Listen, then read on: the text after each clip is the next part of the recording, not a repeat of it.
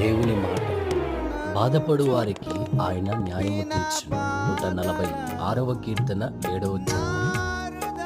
మనుషుల వలన గాని, రోగముల వలన గాని, వ్యాధుల వలన గాని బాధింపబడుతున్న మన జీవితాలలో ఆయన మన విషయమై మన పక్షముగా నిలిచి న్యాయము తీర్చి వాటన్నిటిలో నుండి మనల్ని విడిపించగలిగిన సమర్థుడై ఉన్నాడు.